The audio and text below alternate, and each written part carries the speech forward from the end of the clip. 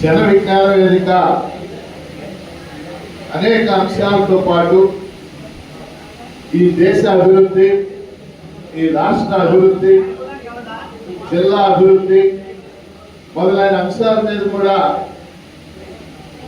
దృష్టి పెడుతూ దానికి మనం ఏమైనా చేయగలమా, ప్రభుత్వాల మీద ఒత్తిడి చేయగలమా, అలాగే ప్రజా ఉద్యమాల ద్వారా ఒత్తిడి చేయగలమా అనే ఆలోచన కూడా చేస్తా ఉంటాం. ఆ క్రమంలోనే ఈరోజు బొబ్బిల్లో ఆంధ్రప్రదేశ్ అభివృద్ధి ఒక సమగ్ర పరిశీలన అనే దాని మీద ఈ సదస్సు మనం నిర్వహిస్తా ఉన్నాం.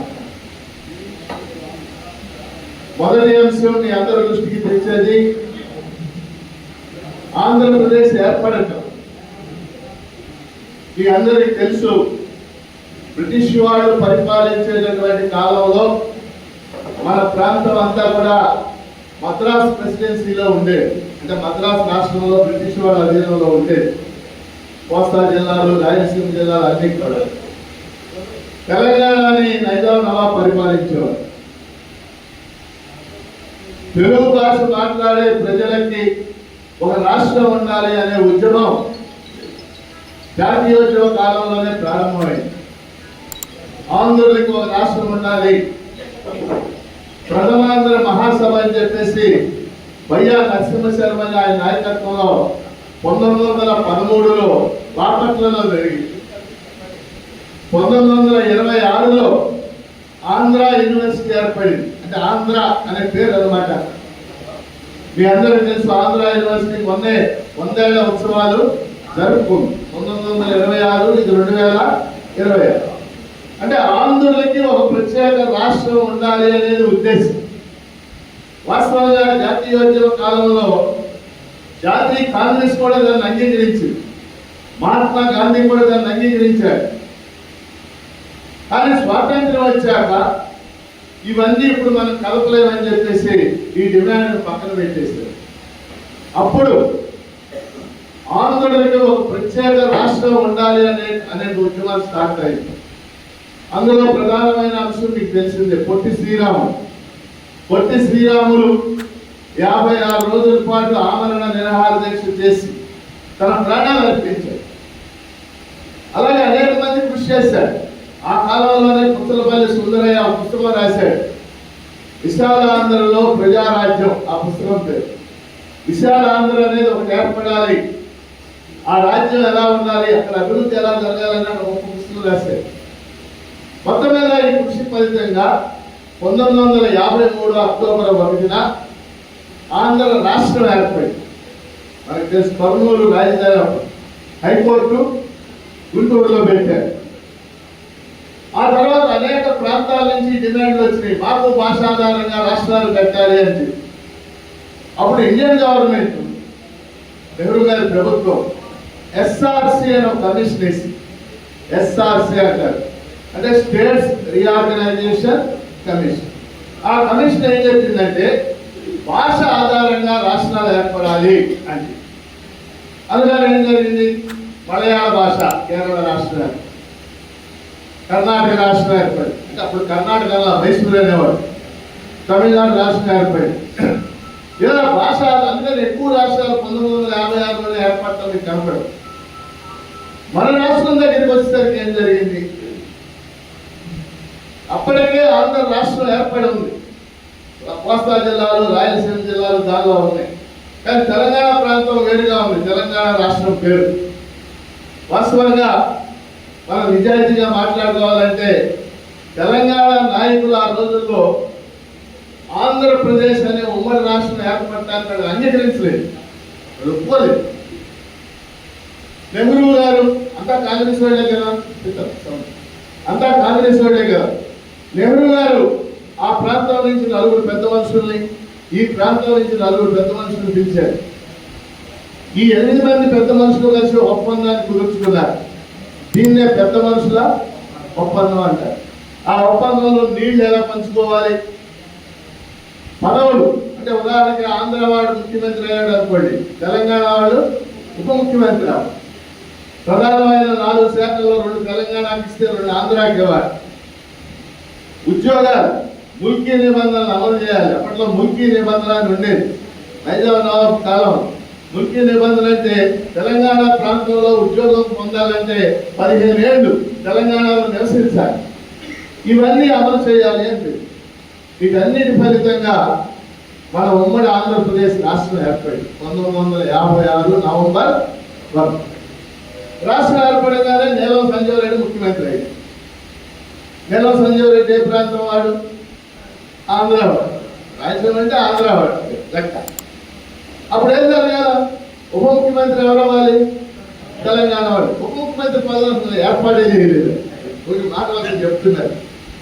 అందుకని 1969 వచ్చేసరికి తెలంగాణలో ఉద్యమం స్టార్ట్ అయ్యి ప్రత్యేక తెలంగాణ మేము కలిసి ఉన్నాం, మాకు అన్యాయం జరుగుతుంది, ఉద్యోగాల్లో అన్యాయం జరుగుతుంది. ఎందుకు ఈ మాట చెప్తున్నానంటే తెలంగాణ ఉద్యమం 1969 నుంచి ప్రత్యేక తెలంగాణ 2014లో ఇడిపోయేదాకా ఒక నినాదం మీ అందరి దృష్టికి వచ్చి ఉంటుంది. నీళ్లు, నిధులు, నియామకాలు. విన్నారు ఈ పదం? నీళ్లు అంటే నదీ జలాలు ఎలా పంచుకోవాలి, కృష్ణా గోదావరి. నిధులు, తెలంగాణకు నిధులు ఎలా ఇస్తారు. నియామకాలు, ఉద్యోగాలు. అంటే అంత అభివృద్ధితో ముడిపడినటువంటి అంశాలు. దీని మీద 69లో తెలంగాణ ఉద్యమం జరిగింది, అందరికీ తెలుసు. ఆ సమయంలో ఇందిరాగాంధీ వీళ్ళంతా ప్రైమ్ మినిస్టర్గా, ఆవిడ ప్రైమ్ మినిస్టర్గా ఉంది.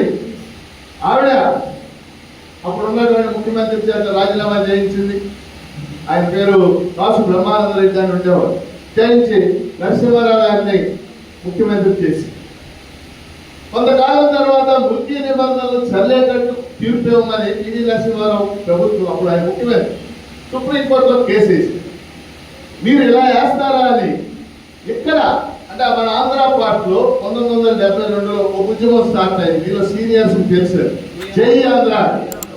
ఏమన్నారు? వాళ్ళు వెళ్ళిపోయారని నేనే వెళ్ళిపోతాం. ఇక్కడ ఒక ఉద్యమం జరిగింది, పెద్ద ఉద్యమం. మీరందరూ మీలో, నేను అప్పుడు 6వ క్లాస్ 7వ క్లాస్ చదువుతున్నా. నాకు స్కూల్కి వెళ్ళి గుర్తే లేదు ఆ సంవత్సరం బతులు. అంటే ఇక్కడ కూడా ఒక ఉద్యమం జరిగింది. ఇవన్నీ చూశాక ఇందిరాగాంధీ పివి నరసింహారావు చేత రాజీనామా చేయించి రాష్ట్రపతి పాలన పెట్టింది. రాష్ట్రపతి పాలన కొంతకాలం అయ్యాక మళ్ళీ జవహర్లాల్ నెహ్రూ నాయకత్వంలో మంత్రివర్గాన్ని ఏర్పాటు చేసి ఆవిడ 6 పాయింట్ ఫార్ములా అని ప్రవేశించింది. విన్నారు ఈ మాట మీరు? 6 పాయింట్ ఫార్ములా, 6 సూత్రాల ప్రణాళిక. ఆ 6 సూత్రాల ప్రణాళికలో భాగమే మన రాష్ట్రంలో లోకల్, నాన్ లోకల్, స్థానిక లెవెల్. భారత రాజ్యాంగంలో ఏం చెప్పారో తెలుసు మీకు? ఒక వ్యక్తి ఈ దేశంలో ఎక్కడికైనా స్థిరపడవచ్చు, ఎక్కడైనా ఉద్యోగం పొందవచ్చు. కానీ ఇప్పుడు మన రాష్ట్రంలో ఈ జిల్లా వ్యక్తి పక్క జిల్లా డిఎస్సి రాయడానికి వీల్లేదు. రాస్తే ఏమవుతాడు? అతను నాన్ లోకల్ అవుతాడు. అదే చర్చ. లోకల్, నాన్ లోకల్ అనేది ఇందిరాగాంధీ సృష్టించి జిల్లా స్థాయి పోస్టులన్నీ 85% లోకల్కి ఇవ్వాలి, 15% నాన్ లోకల్కి ఇవ్వాలి. జోనల్ పోస్టులు అంటే 3 జిల్లాలు కలిపి ఒక జోన్ అన్నమాట. శ్రీకాకుళం, విజయనగరం, విశాఖపట్నం ఒక జోన్. జోనల్ పోస్టులు, తహసీల్దారులు, ఇవన్నీ జోనల్ పోస్టులు. రాష్ట్ర పోస్టులు మల్టీ జోన్ ఇలా క్రియేట్ చేసి చాలా మంది నన్ను అడుగుతారు ఇది కరెక్టా కాదని. అప్పుడు కరెక్టే అది. ఎందుకని తెలంగాణ వాళ్ళు ఏమన్నారు, ఆంధ్ర వాళ్ళు వచ్చి మా ఉద్యోగాలన్నీ కొట్టేస్తున్నారు అనేది వాళ్ళ ఆరోపణ. మరి ఇది లేకుండా చేయాలంటే 85% ఉద్యోగాలు ఏ జిల్లా వాళ్ళకి ఆ జిల్లా వచ్చేటట్టు చేయాల్సి వచ్చింది. ఇప్పుడు బహుశా చాలా మంది టీచర్లు ఉండుంటారు. టీచర్లు రేపు జిల్లాల్లో విభజన జరగబోతాం. ఈ లోకల్, నాన్ లోకల్ అనేటటువంటి కాన్సెప్ట్ రావడానికి ఇదే కారణం. ఏది? 1975లో ఇందిరాగాంధీ ప్రతిపాదించిన 6 సూత్రాల ప్రణాళిక అమలు చేయడానికి ఇందిరాగాంధీ రాజ్యాంగంలో 371D, మళ్ళీ చెప్తున్నా 371D ABCD అనే ఆర్టికల్ మన రాష్ట్రం గురించి రాజ్యాంగంలో చేర్చారు. ఆ ఆర్టికల్ అక్కడ ఉన్నంత కాలం మన రాష్ట్రంలో లోకల్, నాన్ లోకల్ అనే విధానం కొనసాగుతూనే ఉంటుంది. ఎందుకంటే లోకల్, నాన్ లోకల్ వల్ల నష్టపోయిన వాళ్ళు ఉన్నారంటే కొంతమంది నాకు చెప్తా ఉంటారు. లోకల్లో లోకల్ అంటే ఎవరు? లోకల్ 4వ క్లాస్ నుంచి 10వ క్లాస్ దాకా 7 ఏళ్ళు. ఈ 7 ఏళ్ళు హైయెస్ట్ పీరియడ్. అంటే 4 ఏళ్ళు కానీ 5 ఏళ్ళు కానీ 6 ఏళ్ళు కానీ 7 ఏళ్ళు కానీ ఏ జిల్లాలో చదివితే ఆ జిల్లాకు లోపల అవుతుంది. మన అమ్మాయి నాకు ఫోన్ చేసింది, కానీ నేను కొత్తగా డిఎస్సి రాయబోతున్నాను. మా నాన్న 2 ఏళ్ళు విశాఖపట్నం ఉద్యోగం చేశాడు, 2 ఏళ్ళు రాజమండ్రిలో ఉద్యోగం చేశాడు, 2 ఏళ్ళు గుంటూరులో ఉద్యోగం చేశాడు. ఏ జిల్లాకు నేను లోపల అవుతాను సార్ అని నేను ఆవిడకి చెప్పాను. నువ్వు అన్ని జిల్లాలకి నా లోపల అవుతావు అని. అదే కదా, ఎందుకంటే ఆవిడ ఎక్కడ 7 ఏళ్లలో సంగతి 4 ఏళ్ళు లేదు. అంటే మన రాష్ట్రంలో ఎందుకు ఈ ప్రక్రియ అంతా వచ్చింది మనం అర్థం చేసుకోవాల్సింది. అందుకు చెప్తున్నాయి దాంట్లో.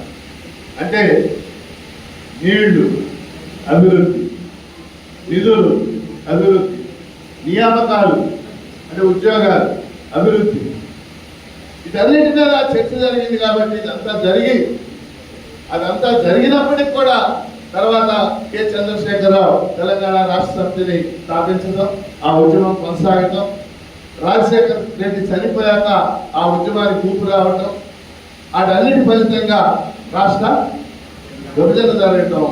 ఇప్పుడు నేను చెప్పిందంతా కూడా గతం. అంటే మన దృష్టిలో ఉండాలి ఎందుకు రాష్ట్ర విభజన జరిగింది. మనం కూడా అప్పుడు ఉద్యమం చేసాం రాష్ట్రం విడిపోయే ముందు. ఏమిటది?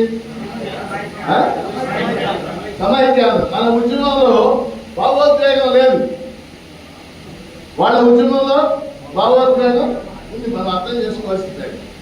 చాలా మంది మనందరం కూడా ఉద్యమం చేశారు. నేను కూడా ఆమరణ నిరాహార దీక్ష చేసి 5 రోజుల తర్వాత అరెస్ట్ చేశాను. అంటే వాళ్ళు ఒక అణచివేత ఫీల్ అయ్యారు. మాకు నీళ్లు సరిగ్గా ఇవ్వట్లేదు ఆంధ్ర వాళ్ళు, మాకు నిధులు సరిగ్గా ఇవ్వడం లేదు, మా నియామకాల్లో వాళ్ళు అన్యాయం చేస్తున్నారు. దీన్ని ఒప్పించడంలో వాళ్ళు సక్సెస్ అయ్యారు. నేను ఒకసారి కాకతీయ యూనివర్సిటీలో సెమినార్కి వెళ్ళాను. ఉమ్మడి రాష్ట్రం ప్రొఫెసర్ మధుసూదన్ రెడ్డి అని ఉస్మానియా యూనివర్సిటీ నుంచి వచ్చాడు ఆయన.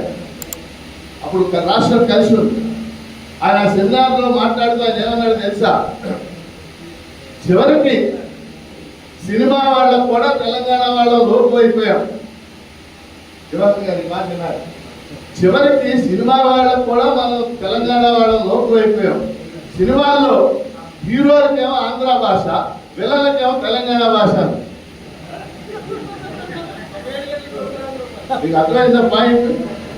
అంటే అక్కడ ఏమిటి ఒక కల్చరల్ ఆస్పెక్ట్ తీసుకొచ్చాడు. కల్చరల్ గా కూడా మనం అప్రెషన్ గురవుతున్నాం అనే పాయింట్ ముందుకు తీసుకొచ్చాడు. సో ఇప్పుడు మనం చెప్పుకున్నదంతా గతం. రాష్ట్రం విడిపోయింది. 2014లో ఇండియన్ పార్లమెంట్ ఫిబ్రవరి నవంబర్లో ఏపీ రీఆర్గనైజేషన్ యాక్ట్ 2014 ఆమోదించింది. అంటే ఆంధ్రప్రదేశ్ పునర్వ్యవస్థీకరణ చట్టం, దీన్నే మామూలు భాషలో ఆంధ్రప్రదేశ్ విభజన చట్టం 2014 అమల్లోకి వచ్చింది. దాని ప్రకారం 2014 జూన్ 2న ఉమ్మడి ఆంధ్రప్రదేశ్ రాష్ట్రం 2 రాష్ట్రాలుగా తెలంగాణ ఆంధ్రప్రదేశ్గా విడిపోయింది. ఇది గతం. ఇవాళ నేను ఎక్కువ మాట్లాడదలుచుకున్న విషయం ఏంటంటే రాష్ట్రం విడిపోయింది. ఇప్పుడు అప్పుడే కలిసే పరిస్థితి కూడా ఉండదు. మనలో కూడా చాలా మందికి ఆవేదన ఉంది. రాష్ట్రంలో మనల్ని అభివృద్ధి చేసిన ప్రాంతం తెలంగాణ ప్రాంతం, పరిశ్రమలు ఉన్నటువంటి ప్రాంతం అంతా కూడా తెలంగాణకి వెళ్ళిపోయింది అని భావించి తెలంగాణని అంటే ముఖ్యంగా హైదరాబాద్ సొంతంగా భావించేటటువంటి వాడు చాలా మంది ఉన్నారు. మనందరికీ తెలుసు. వాస్తవంగా హైదరాబాద్ అభివృద్ధి కూడా ఒక ఫోటో ఒక రోజు జరిగింది కాదు. మనం గుర్తుపెట్టుకోవాల్సిన విషయం. ప్రపంచంలో ఏ నగరం అభివృద్ధి 1 రోజులో 2 రోజుల్లో 5 ఏళ్లలో 10 ఏళ్లలో జరగదు. Rome is not built in a day. తెలుసు కదా, రోమ్ అనేది 1 రోజులో నిర్మించబడలేదు. హైదరాబాద్ అంత ఘనమైన నగరం ఎందుకు కాగలిగింది? నైజామాబాద్ కొంత వర్క్ చేశాడు, మీ అందరికి తెలుసు. ఎందుకంటే ఈ మాట చెప్తుంది. ఈ మాట ఎందుకు మీకు చెప్తున్నానంటే రాజధాని సర్వస్వంగా మాట్లాడుతున్నాడు చంద్రబాబు నాయుడు. అది ఒక అంశం మాత్రమే. హైదరాబాదు 400 ఏళ్ల చరిత్ర ఉంది. దాన్ని హైదరాబాద్ అభివృద్ధిలో కీలకమైన ఘట్టం ఎక్కడ జరిగింది మీరు ఎవరైనా చెప్పండి.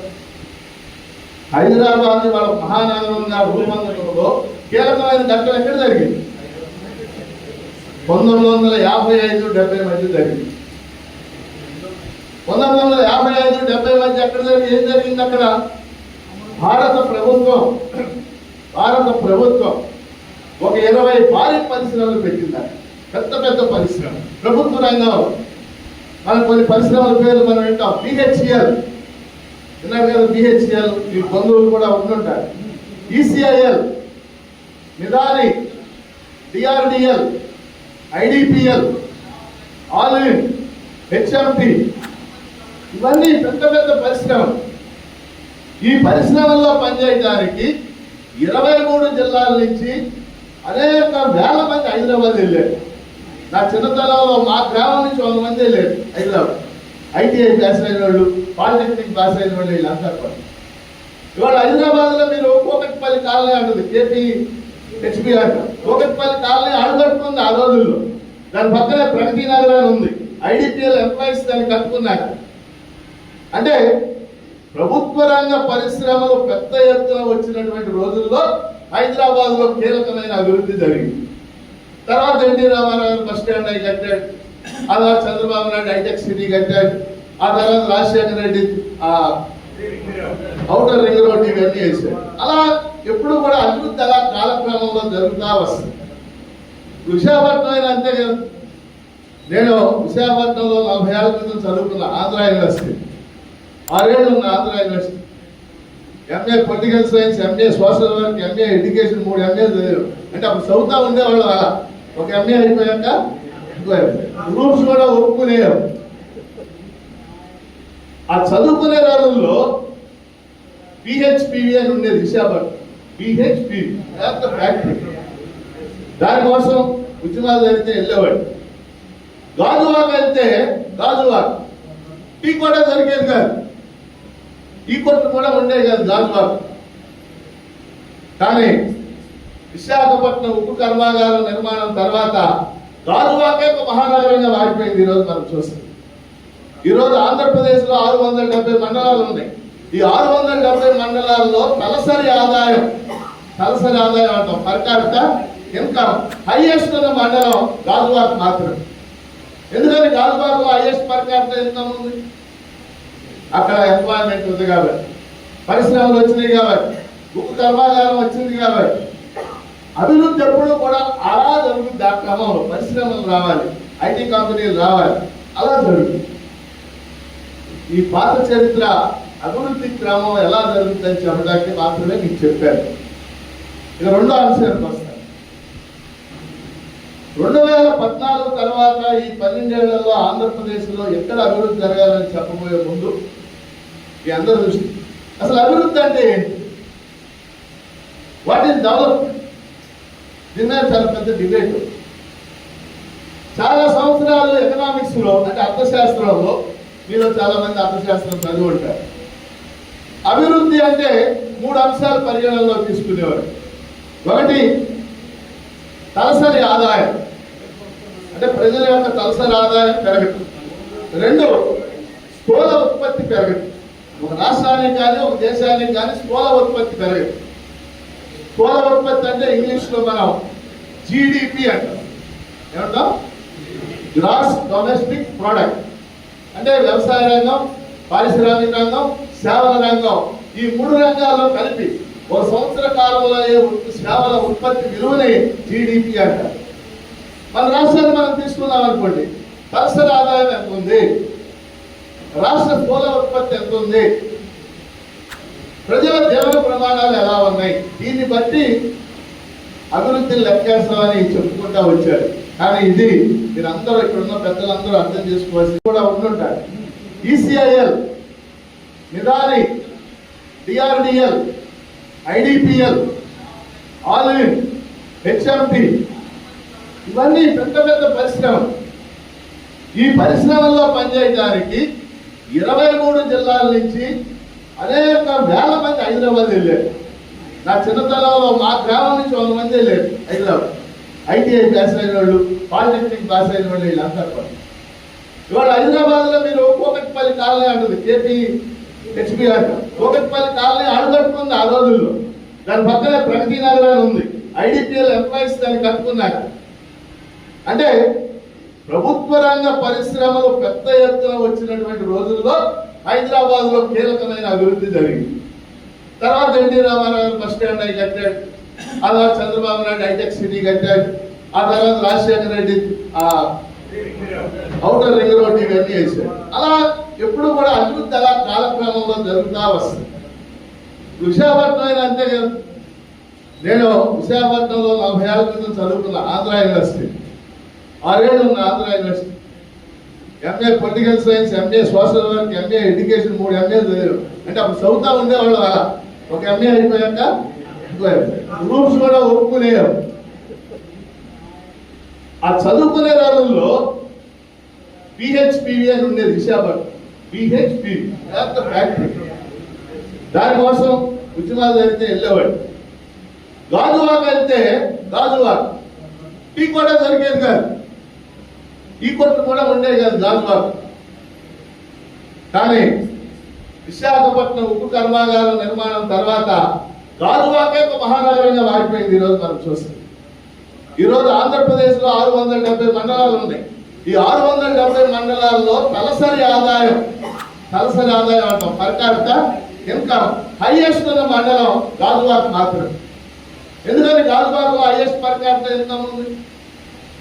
అక్కడ ఎంప్లాయ్మెంట్ ఉంది కాబట్టి, పరిశ్రమలు వచ్చినాయి కాబట్టి, ఉక్కు కర్మాగారం వచ్చింది కాబట్టి అభివృద్ధి ఎప్పుడు కూడా అలా జరుగుతుంది. ఆ క్రమంలో పరిశ్రమలు రావాలి, ఐటీ కంపెనీలు రావాలి, అలా జరుగుతుంది. ఈ పాత చరిత్ర అభివృద్ధి క్రమం ఎలా జరుగుతుందని చెప్పడానికి మాత్రమే మీకు చెప్పాను. ఇక రెండో అంశానికి వస్తాను. 2014 తర్వాత ఈ 12 ఏళ్లలో ఆంధ్రప్రదేశ్ లో ఎక్కడ అభివృద్ధి జరగాలని చెప్పబోయే ముందు ఈ అందరూ దృష్టి, అసలు అభివృద్ధి అంటే ఏంటి? What is development? దీని చాలా పెద్ద డిబేట్. చాలా సంవత్సరాలు ఎకనామిక్స్ లో, అంటే అర్థశాస్త్రంలో, మీలో చాలా మంది అర్థశాస్త్రం చదివి ఉంటారు. అభివృద్ధి అంటే 3 అంశాలు పరిగణనలో తీసుకునేవారు. ఒకటి తలసరి ఆదాయం, అంటే ప్రజల యొక్క తలసరి ఆదాయం పెరగటం. 2 స్థూల ఉత్పత్తి పెరగటం. ఒక రాష్ట్రానికి కానీ ఒక దేశానికి కానీ స్థూల ఉత్పత్తి పెరగటం. స్థూల ఉత్పత్తి అంటే ఇంగ్లీష్ లో మనం జీడిపి అంటాం. ఏమంటాం? Gross domestic product. అంటే వ్యవసాయ రంగం, పారిశ్రామిక రంగం, సేవల రంగం, ఈ 3 రంగాల్లో కలిపి ఒక సంవత్సర కాలంలో సేవల ఉత్పత్తి విలువని జీడిపి అంటారు. మన రాష్ట్రాన్ని మనం తీసుకున్నాం అనుకోండి, తలసరి ఆదాయం ఎంత ఉంది, రాష్ట్ర స్థూల ఉత్పత్తి ఎంత ఉంది, ప్రజల జీవన ప్రమాణాలు ఎలా ఉన్నాయి, దీన్ని బట్టి అభివృద్ధిని లెక్కేస్తామని చెప్పుకుంటా వచ్చారు. కానీ ఇది మీరందరూ ఇక్కడున్న పెద్దలందరూ అర్థం చేసుకోవాల్సింది, ఇది సాంప్రదాయ అర్థశాస్త్ర లెక్కలు. సాంప్రదాయం అంటే పాతకాలపు లెక్క. ఇప్పుడు మీకు ఒక ఉదాహరణ చెప్తాను. సౌదీ అరేబియా అనే దేశం ఉంది. సౌదీ అరేబియా దేశం సంపన్నవంతమైన దేశం, $1,000 ప్రవహించేటటువంటి దేశం. ఆ దేశం అభివృద్ధి చెందిన దేశమా కాదా? అర్థమైందమ్మా? ఆ దేశంలో మహిళలు చదువుకోవడానికి లేదు, ఇప్పుడు సినిమాలు చూడటానికి లేదు, స్కూల్కి వెళ్ళడానికి లేదు, బురకాలు వేసుకుని తిరగాల.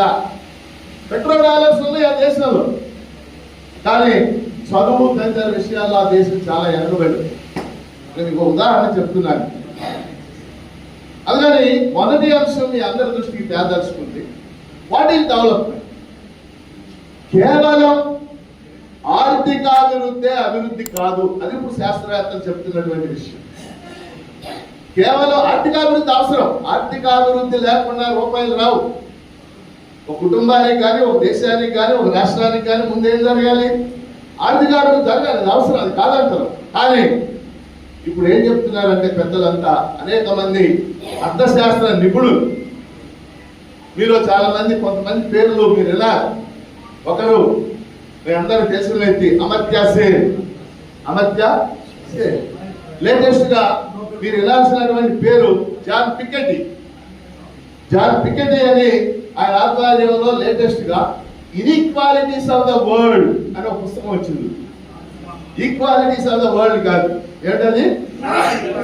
ప్రపంచ అసమానతలు అనే ఒక గొప్ప పుస్తకం. ఇప్పుడు మీరు గూగుల్లో కొడితే ఆ పుస్తకం, దాని సారాంశం మొత్తం వచ్చేస్తుంది.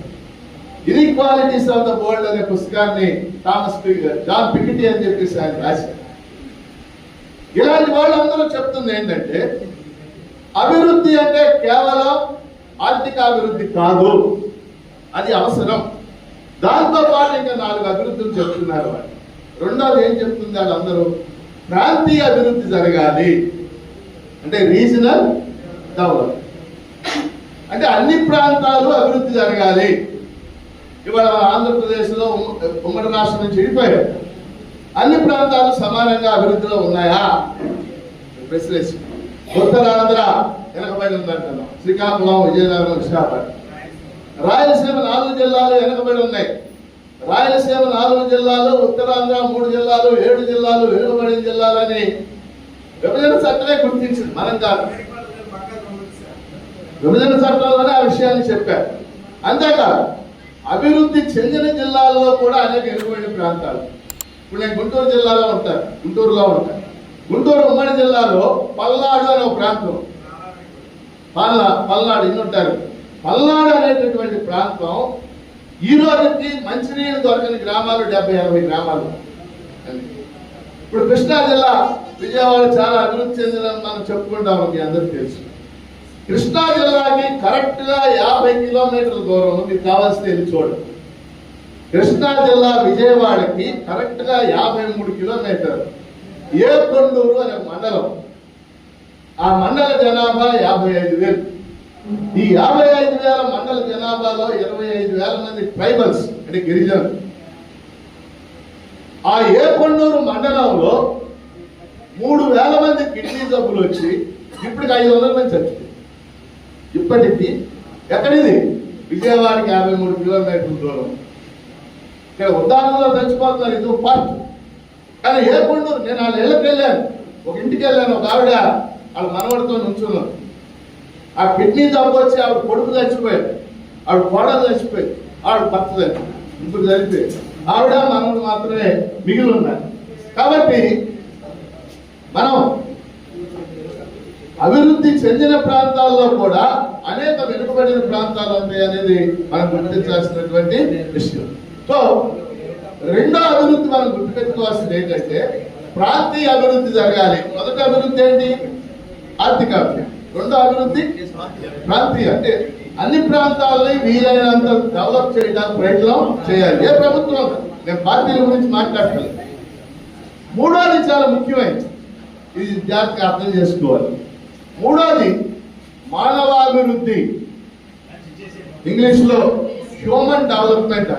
హ్యూమన్ డెవలప్మెంట్ ఎప్పుడు ఇది ప్రాధాన్యతలోకి వచ్చింది?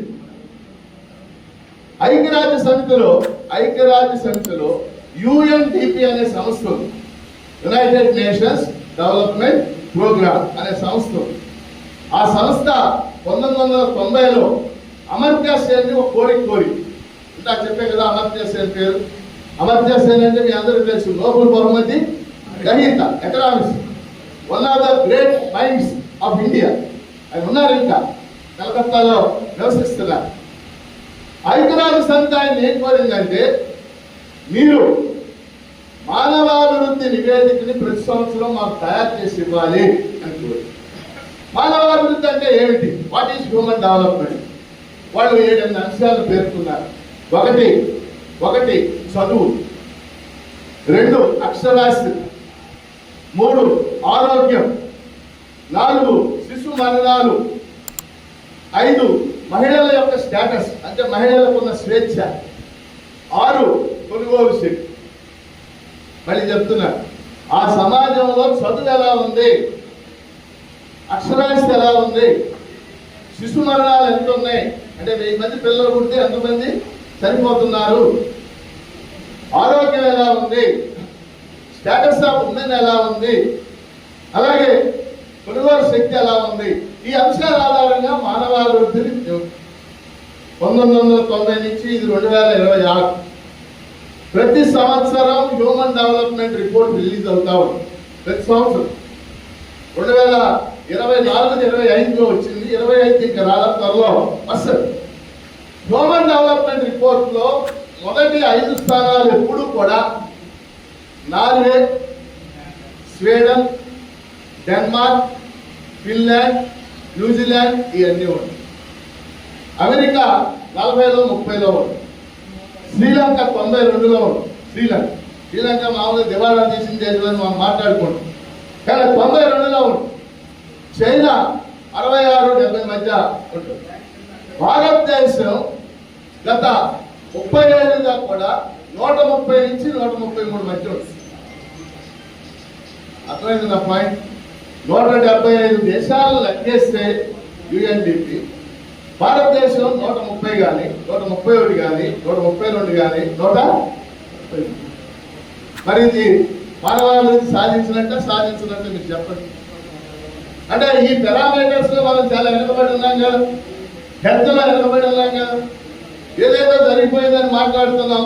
ఉత్తరాంధ్రలో గిరిజన ప్రాంతాల్లో ఇప్పటికీ మహిళలు ప్రసవించాలంటే డోలీల్లో మోసుకెళ్తాయి కదా అనే ఫోటోలు మనం పేపర్లో చూస్తూ ఉన్నాం కదా. ఆరోగ్యపరమైనటువంటి సౌకర్యాలు ఎక్కడ కల్పించారు? అయితే మనం సంతోషించాల్సిన విషయం ఒకటి ఉంది. మనం 133లో ఉంటే పాకిస్తాన్ 136లో. మనకు హ్యాపీ అన్నమాట. ఎందుకంటే మనం పాకిస్తాన్ కంటే ముందు ఉన్నాం కాదు.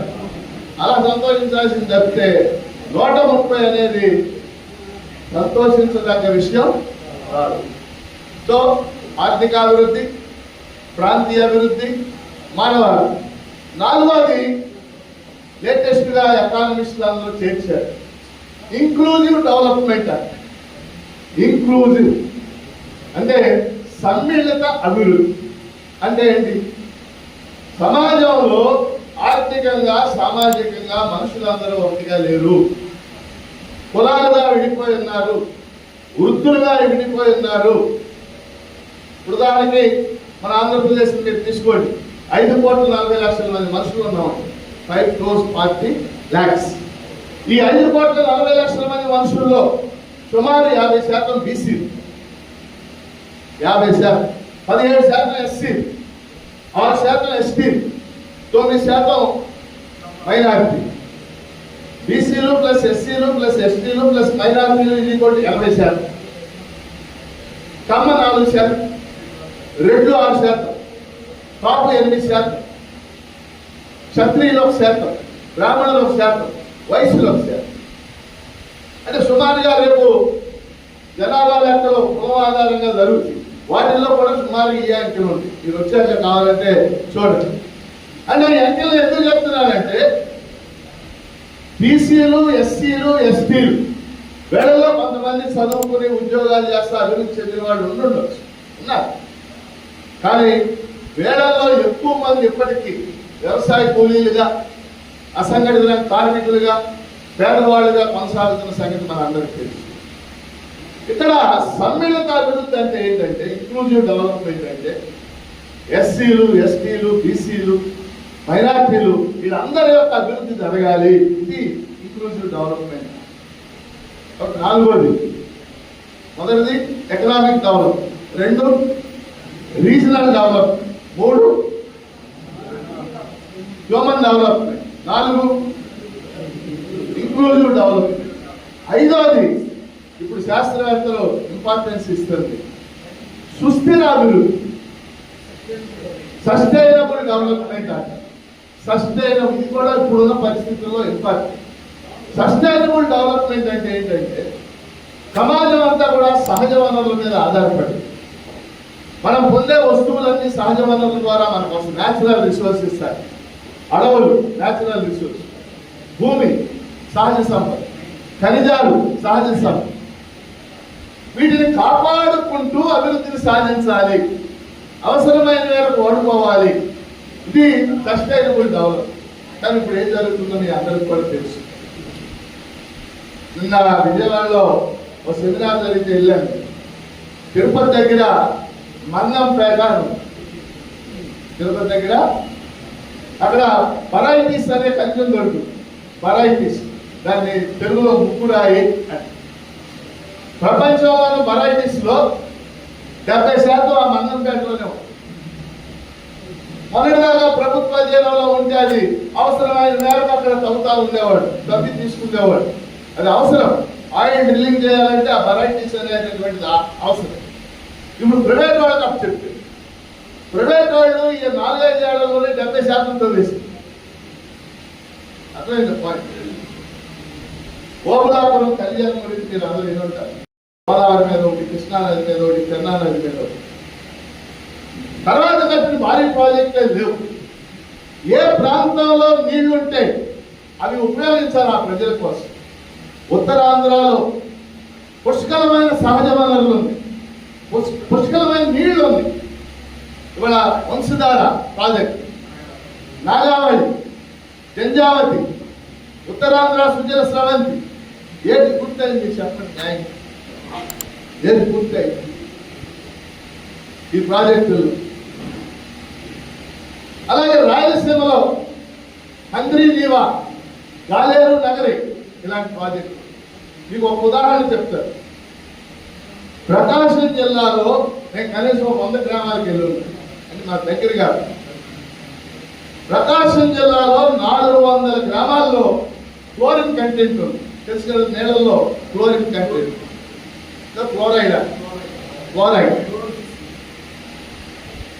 ఆ గ్రామాల్లో 40 ఏళ్లకే ఇలా చేతులు వంకలు పోయి ముసలోళ్ళగా అయిపోయారు.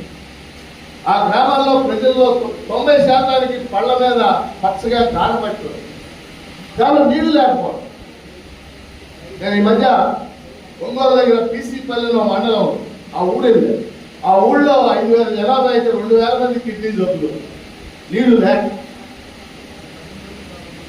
500 గ్రామాలకి మంచినీళ్లు, 4 లక్షల ఎకరాలకి సాగునీరు ఇవ్వాలని వెలిగొండ ప్రాజెక్ట్ అని 30 ఏళ్ల క్రితం ప్రారంభం. వెలిగొండ అంటే కృష్ణానది నీళ్ళు ఆధారం. 2 సొరంగాలు తవ్వాలి, తవ్వారు. అలాగే పునరావాసం కల్పించాలి, దానికి 5,000 కోట్లు కావాలి. జగన్మోహన్ రెడ్డి ఉన్నప్పుడు మేము శాసనమండలిలో మాట్లాడి 5,000 కోట్లు ఒకసారి కేటాయించండి సార్ అయిపోతుందంటే అది 500 కోట్లు కేటాయించారు. 500 కోట్లు కేటాయించాడు అనుకోండి, 5,000 కోట్లు కావాలి. ఎన్నేళ్ళు కేటాయించాలి? 10 ఏళ్ళు కేటాయించాలి. 10 ఏళ్లలో ఈ 5,000 కోట్లు 10,000 కోట్లు. నిన్న నిమ్మల రామానాయుడు ఇరిగేషన్ మినిస్టర్ గారు మంచోడే, వ్యక్తిగతంగా మంచివాడు. ఆడికి వెళ్ళి రేపు ఎల్లుండిలో నీళ్ళు వెళ్తాయి అని చెబుతున్నాడు. సార్ అంతేగా, ఇరిగేషన్ ఇంజనీర్ గారు వెళ్ళవు. అది చేయాల్సింది చాలా ఉంది, పునరావాసం ఉంది. నేనేమంటానంటే ప్రజలు మోసం చేయొద్దు. మీరు ఉన్నది ఉన్నట్టు చెప్పండి, ఇదో పూర్తిగా ఉంది, ఇదో పూర్తి కాదు. కానీ నా పాయింట్ ఏంటంటే, ఈ రాష్ట్రం ప్రతి ఎకరానికి నీళ్లు అందాలంటే ఉత్తరాంధ్రలో అలాగే రాయలసీమలో ఉన్న ప్రాజెక్టులు ఇతర విషయాలు పక్కన పెట్టేసి వీటికే ఫండ్స్ కేటాయించి పూర్తి చేయాలి. రెండవది వ్యవసాయ రంగం. వాస్తవంగా చంద్రబాబు నాయుడు లాంటి వాళ్ళకి వ్యవసాయ రంగం మీద పెద్ద అభిమానమే లేదు. ఆయన 15 ఏళ్ల క్రితమే ప్రకటించేశాడు. ఆయన ఏమన్నాడంటే అప్పుడు ఏముంది వ్యవసాయం, రాష్ట్ర స్థూల ఉత్పత్తిలో అది 16% వచ్చేసింది. అర్థమైంది నా పాయింట్. రాష్ట్ర స్థూల ఉత్పత్తి అని అంటాం కదా, ఇలా చెప్పారు 100% అనుకోండి. వ్యవసాయం వాటా ఎంత ఇప్పుడు? 16%. వాస్తవం అది 16%. మన ఆంధ్రాలో కూడా 54% సర్వీస్ సెక్టర్ వచ్చేసి. సర్వీస్ సెక్టర్ అంటే ఇన్ఫర్మేషన్ టెక్నాలజీ, బ్యాంకులు, ఇన్సూరెన్స్, ఇది సర్వీస్ సెక్టర్. కానీ మనం కానీ చంద్రబాబు నాయుడు కానీ గుర్తించాల్సిన విషయం ఏంటంటే, రాష్ట్ర ఆర్థిక వ్యవస్థలో వ్యవసాయం వాటా 16% వచ్చిన మాట వాస్తవం. కానీ వ్యవసాయం మీద ఆధారపడే వాళ్ళు 62% అలా కంటిన్యూ అవుతుంది. అర్థమైంది నా పాయింట్. 62% ఉన్నంత కాలం నువ్వు వ్యవసాయానికి ఇంపార్టెన్స్. ఇప్పుడు అమెరికా ఉందనుకోండి, అమెరికాలో వ్యవసాయం మీద ఆధారపడిన వాళ్ళు 3%, 3%. బిల్ గేట్స్ అని ఆయనకి మీరు ఆశ్చర్యపోయే విషయం చెప్తారు. బిల్ గేట్స్ ని అందరూ తెలుసు కదా, మైక్రోసాఫ్ట్ కంపెనీ అది. ఆయనకి 2,75,000 ఎకరాలు మొక్కజొన్న పండిస్తున్నాడు. అందులో ఈ 2,75,000 ఎకరాలు ఆయన 10 మందితో సాగు చేస్తారు. ఓన్లీ 10 అంటే ఏంటి? మొత్తం అక్కడ యంత్రాలు, డ్రిప్ ఇరిగేషన్ వాటితో చేసేస్తారు. మనకు అలా లేదు. వ్యవసాయం మీద ఇవాళ పల్లెటూరు వెళ్ళామనుకోండి, కూలీలు పొలంకి వెళ్తాం, పని చేయటం, ఇదంతా కూడా రోజు మనం చూస్తున్నాం కదా.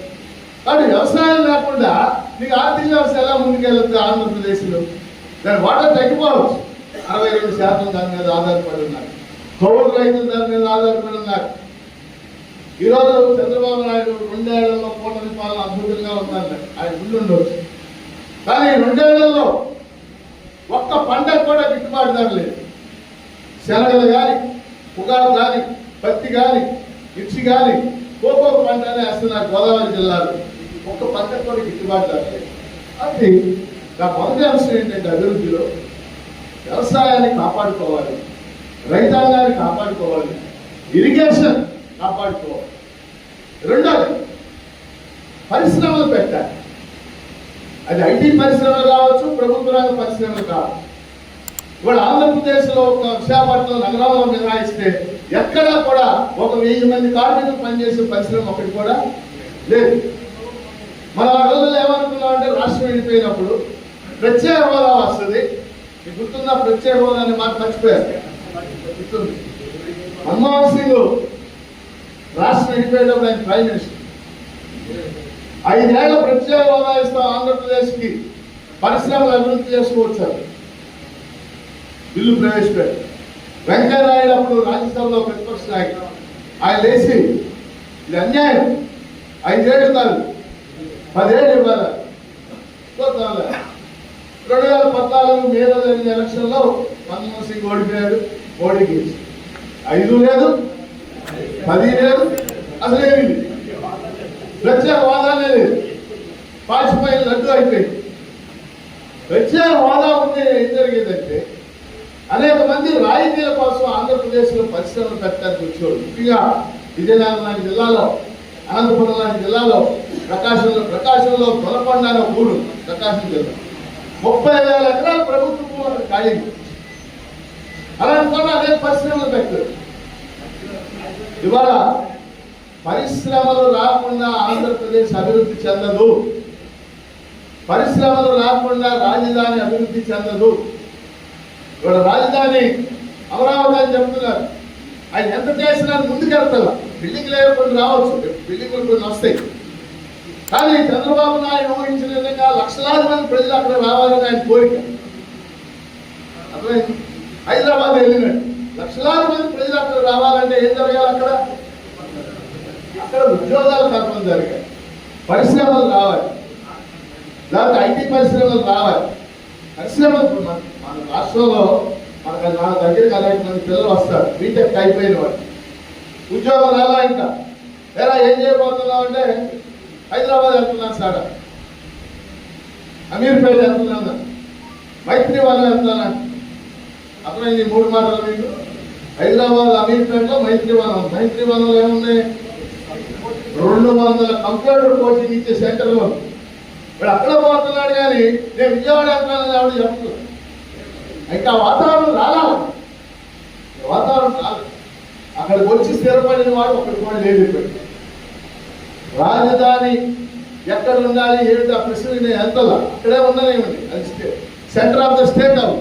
రైతులు భూములు ఇచ్చారు, అది న్యాయం జరిగారు. రాజధాని మన వ్యతిరేకం కాదు.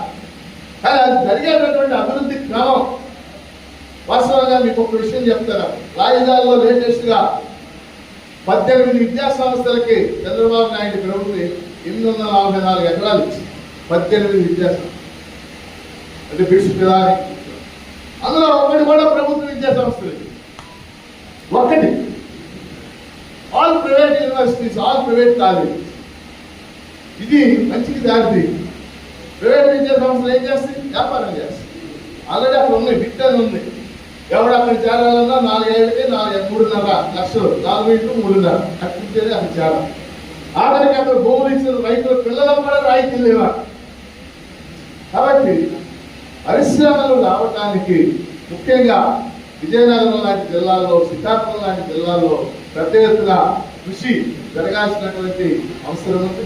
అందుకని వ్యవసాయం, నీటిపారుదల, పరిశ్రమలు, ఎడ్యుకేషన్, హెల్త్, మన రాష్ట్రంలో విద్య, ఆరోగ్యం చూసాం. బహుశా భారతదేశంలో ఏ రాష్ట్రంలో కూడా విద్యా ఆరోగ్య రంగాలు ఈ స్థాయిలో కార్పొరేటైజేషన్ కాదు. నిన్న నేను అమెరికా గురించి ఒక ఆర్టికల్ చదివాను. అమెరికాలో మిడిల్ స్కూల్స్ అంటారు. మిడిల్ స్కూల్ అంటే 8, 9, 10, 11 ఉంటాయి. 8, 9, 10, 11 4 క్లాసులు. అమెరికా మొత్తం 1,37,000 స్కూల్స్ ఉన్నాయి. అలాంటి 1,37,000. అందులో 12,000 ప్రైవేట్ స్కూల్స్, మిగతా అన్ని గవర్నమెంట్ స్కూల్స్. గవర్నమెంట్ స్కూల్స్ అంటే ఫీజు కట్టాల్సిన అవసరం ఏం లేదా? అమెరికా లాంటి పెట్టుబడిదారీ దేశంలో అలా ఉంటే మరి ఆల్రెడీ 50% ప్రైవేటీకరణ చేశారు. ఇంటర్ విద్య కానీ, డిగ్రీ విద్య కానీ, యూనివర్సిటీ విద్య కానీ, స్కూల్ విద్య కానీ అన్ని. ఇది మంచిగా దారి చేస్తుందా? అందుకని మనం చివరిగా 2-3 అంశాలు చెప్పి ముగిస్తారు. ఇవాళ ఆ జన విజ్ఞాన వేదిక లక్ష్యం ఏంటంటే ఆంధ్రప్రదేశ్ అభివృద్ధి ఒక సమగ్రంగా జరగాలి. ఈ సమగ్రంగా జరగడం అంటే నేను ముందు చెప్పిన 5 రకాల అభివృద్ధితో కూడి జరగాలి. దాంతోపాటు ఎన్నికైనటువంటి ప్రభుత్వాలు కేవలం పేదలకి ఉచితాలు ఇవ్వడమే కాకుండా సంక్షేమ పథకాలు వేరు, ఉచితాలు వేరు. అర్థమైంది? 2 మాటలు తేడా. సంక్షేమ పథకాలు ఎప్పటి నుంచో మనం సంక్షేమ పథకాలు వేటికి మనం వ్యతిరేకంగా పేదవాళ్ళకి ఇచ్చేటటువంటి వాటి మీద దృష్టి పెట్టకుండా ఏవైతే ఉత్పత్తి రంగాలు ఉన్నాయో వ్యవసాయం, పరిశ్రమలు, నీటిపారుదల వీటన్నిటి మీద దృష్టి పెట్టినప్పుడు మాత్రమే అభివృద్ధి చెందడానికి అవకాశం. ముఖ్యంగా ఉత్తరాంధ్రలో అడవులు ఉన్నాయి, నదులు ఉన్నాయి, సహజ వనరులు ఉన్నాయి, ఖనిజ సంపద ఉంది. శ్రీకాకుళం కానీ, విజయనగరం కానీ, విశాఖపట్నం కానీ వీటికి అనుగుణంగా ఇక్కడ ఏమి అభివృద్ధి జరిగింది? ఎవరున్న అధికారం? ఇందాక మేము కారులో మాట్లాడుకుంటా వచ్చాం. విజయనగరం జిల్లాలో ఒక ప్రత్యేకమైన దృష్టితో రాజకీయ నాయకులు, ఇంతకు ముందు ఉన్నవాళ్ళు కానీ ఇప్పుడు ఉన్నవాళ్ళు కానీ ఏమైనా చేశారా? ఒక ప్రత్యేకమైన ఫోకస్తో ఇదిగో ఇరిగేషన్ ప్రాజెక్ట్ మనం పూర్తి చేద్దామనే దృష్టిలో చేశారా? మనకి నెగటివ్ ఆన్సర్సే రావడం కనపడతా ఉంది. ఇవన్నీ పోగా విశాఖ ఉక్కు కర్మాగారం పోరాటాలు చేసి సాధించుకున్నాం. మీ అందరికీ తెలుసు, విశాఖ ఉక్కు ఆంధ్రుల హక్కు. 32 మంది ఆ ఉద్యమం జరిగేటప్పుడు కాల్పుల్లో చచ్చిపోయారు. వాళ్ళలో ఎక్కువ మంది స్టూడెంట్స్. వాళ్ళ త్యాగం, వాళ్ళ ప్రాణ త్యాగం. రెండోది 64 గ్రామాలకు చెందినటువంటి రైతులు, 64 గ్రామాలు, 26,000 ఎకరాలు విశాఖ ఉక్కు కర్మాగారానికి ఇచ్చారు. ఎంత త్యాగం అని! ఆ రోజున ఎకరానికి వాళ్ళకి ఇచ్చింది కేవలం 20,000 రూపాయలు. నష్టపరిహారం ఇస్తారు కదా, 20,000. విశాఖ ఉక్కు కర్మాగారం రూపుదిద్దుకున్నాక ఆ ప్రాంత స్వరూపం మారిపోయింది. మనం చెప్పుకోరు గాజువాక కానీ విశాఖ నగరంగా కొన్ని వేల మంది ఉద్యోగులు అందులో పనిచేస్తున్నారు. దాని మీద ఆధారపడి అనేక మెస్సులు అవి ఇవి వచ్చి 2-3 లక్షల మంది ఉక్కు కర్మాగారంతో పరోక్షంగా ఉపాధి పొందారు. అలాంటి ఉక్కు కర్మాగారం ఈరోజు నష్టాలు వస్తున్నాయి అనే పేరుతో. నష్టాలు ఎందుకు వస్తుంది? నువ్వే కారణం కదా. నువ్వంటే మోడీయో ఆడో ఇడో అంటారు. ప్రభుత్వాలు కారణం. ఎందుకని? ఏ ఉక్కు కర్మాగారానికైనా సరే క్యాప్టివ్ మైన్స్ అని, క్యాప్టివ్ సొంత ఉక్కు గనులు ఉండాలి. జంషెడ్పూర్లో టిస్కాన్ ఉంది, ఎందరూ తెలుసు. టాటా ఐరన్ అండ్ స్టీల్ వాళ్ళ సొంత ఉక్కు గనులు ఉన్నాయి. ఓ ప్రైవేట్ కంపెనీకి ఉన్నప్పుడు ఒక గవర్నమెంట్ కంపెనీకి నువ్వు సొంత ఉక్కు గనులు ఇవ్వకపోతే, సొంత ఉక్కు గనులు ఉంటే ఉక్కు కర్మాగారానికి అసలు నష్టాలు వచ్చే ప్రసక్తే లేదు. అయినా నష్టాలు ఆ ఫ్యాక్టరీ విలువ ఇవాళ విశాఖపట్నం ఉక్కు కర్మాగారం కానీ అది ఉన్నటువంటి భూములు విలువ 5 నుంచి 6 లక్షల 5-6 లక్షల కోట్లు విలువ చేస్తారు. దాంతో పోల్చితే నష్టం ఏం పాటింది? మీరు గుర్తుపెట్టుకోండి, ఆ ఉక్కు కర్మాగారం మీద ప్రస్తుతం అదానీ కన్ను ఉంది, జిందాల్ కన్ను ఉంది. పన్ను ఉన్నదే కర్మాగారం మీద కాదు. దేని మీద అనుకున్నారు? ఇంకా 10,000 ఎకరాలు ఉంది అక్కడ. ఇవాళ అక్కడ 20,000 ఆ రోజు రైతుకి ఇచ్చారు. ఇవాళ కోట్లు చేస్తుంది అక్కడ ఎకరం. వాళ్ళ కన్నంతా కూడా భూముల మీద ఉంది. ఇండస్ట్రీస్ పెడతామనేవాడు భూములు లేదు. ఇప్పుడు చంద్రబాబు నాయుడు పొద్దులు ఆయన మాట్లాడి ఆయన కొన్ని ఇష్టమైన విషయాలు ఉన్నాయి. సింగపూర్ వెళ్ళి రావడం, భాగస్వామ్య సదస్సులను నిర్వహించడం, దానికి చాలా కంపెనీలు వచ్చినాయి వాళ్ళ దగ్గర నుంచి. మరి కిందసారి పోతే ఏ మాటలేదు, మీకు కావాలంటే ఆ పేపర్ కటింగ్లు అన్ని పెడతాను. కిందసారి ఏం చెప్పాడు, విశాఖపట్నంలో రెండో మూడో భాగస్వామ్య సదస్సులు పెట్టి 12 లక్షల కోట్ల పెట్టుబడులు ఆంధ్రాకు ఉరుకులేసుకుంటా వస్తారు. ఊరు కూడా వాళ్ళందరికీ ఒకటే కావాల్సింది పరిశ్రమ పెట్టడం కాదు, ఏం కావాలా, భూమి కావాలి, భూమి. ఇప్పుడు మళ్ళీ అదే పాట పాడు. రేపు నెక్స్ట్ మంత్ ఎప్పుడో విశాఖపట్నంలో భాగస్వామ్య సదస్సు. ఇప్పుడు డేటా సెంటర్ అంటే డేటా సెంటర్ మళ్ళీ వాళ్ళందరూ మిడిల్ క్లాస్ నిజంగానే చంద్రబాబు నాయుడు కష్టపడి డేటా సెంటర్ తెస్తే వాళ్ళ ఉద్యోగాలు వస్తుంటే వ్యతిరేకిస్తున్నారు. పెద్దానికి వ్యతిరేకం అంటే డేటా సెంటర్ వాళ్ళు వచ్చేది కేవలం 400-500 ఉద్యోగాలు మాత్రం. అది కూడా డేటా సెంటర్ స్వయంగా వచ్చేది కాదు, అది అదాని ఆధ్వర్యంలో నిర్మించబోయే డేటా సెంటర్. దానికి విపరీతమైన కరెంటు, విపరీతమైన నీళ్లు వాడాలి. నిన్న ఈనాడు పేపర్లో చైనా గురించి ఒక వార్త వచ్చింది, మీరు చదవండి. డేటా సెంటర్ భూమి మీద పెట్టడం భరించలేక చైనా వాళ్ళు సముద్రంలో పెడుతున్నారు డేటా సెంటర్. నిన్న వచ్చింది పేపర్. అందుకని మనం పరిశ్రమలకు వ్యతిరేకం కాదు, కానీ ఆ పేరుతో క్రోనీ క్యాపిటలిజం అమలు జరపడానికి మనం వ్యతిరేకం. ఇవాళ మీరు అందరూ కూడా ఒక పదాన్ని తెలుసుకోవాలి, క్రోనీ క్యాపిటలిజం అంటే. క్రోనీ క్యాపిటలిజం చాలా వేరు నా దృష్టిలో. క్యాపిటలిజం అంటే పెట్టుబడిదారులు పెట్టుబడులు పెట్టి పరిశ్రమలు పెట్టి అందులో లాభాలు పొందడం, అది తప్పేం కాదు, అందులో దోపిడీ ఉంటుంది, వేరే విషయం.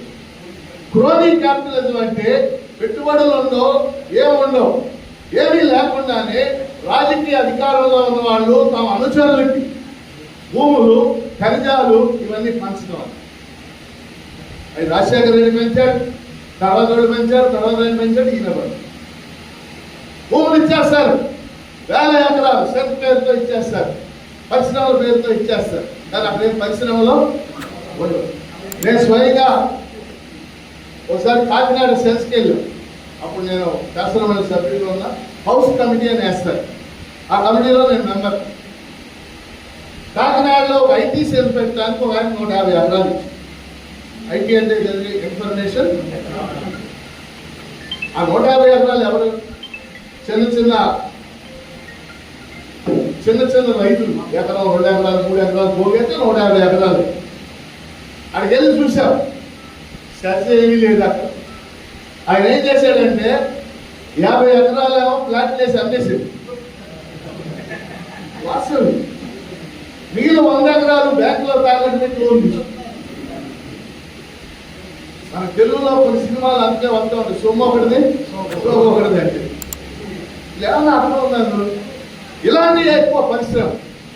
మనం ఏమంటున్నామంటే పరిశ్రమలు మనం వ్యతిరేకం కాదు, ఉపాధి కల్పన పరిశ్రమలు పెట్టండి, లేబర్ ఇంటెన్సివ్ పరిశ్రమలు పెట్టండి, పనులు కల్పించండి, అది మన. కాబట్టి ఈ రాష్ట్రంలో ఆ రకమైనటువంటి సమగ్ర అభివృద్ధి, వ్యవసాయం, నీటిపారుదల, పరిశ్రమలు, సుస్థిర అభివృద్ధి ద్వారానే సాధ్యమవుతుంది. జన విజ్ఞాన వేదిక దీనికి సంబంధించి రాష్ట్ర వ్యాప్తంగా అనేక చోట్ల సదస్సులు నిర్వహిస్తూ మనం మన తరఫున, ప్రజల తరఫున ఈ డిమాండ్ పెంటూ ముందుకు తీసుకెళ్ళడానికి ప్రయత్నం చేస్తున్నారని మీ అందరికీ తెలియజేస్తూ, మరి అందరూ కూడా ఈరోజు వచ్చినందుకు జన విజ్ఞాన వేదిక తరఫున ధన్యవాదాలు తెలియజేస్తూ, ఈ ప్రాంతంలో మీరు ఈ బొబ్బిలి, రాజా, లేకపోతే గరివిడి, ఈ ప్రాంతాలన్నింటిలో కూడా మీరు జన విజ్ఞాన విజయనగరం అభివృద్ధికి మీ వంతు సహకారాన్ని అందించాలని కోరుకుంటూ సార్.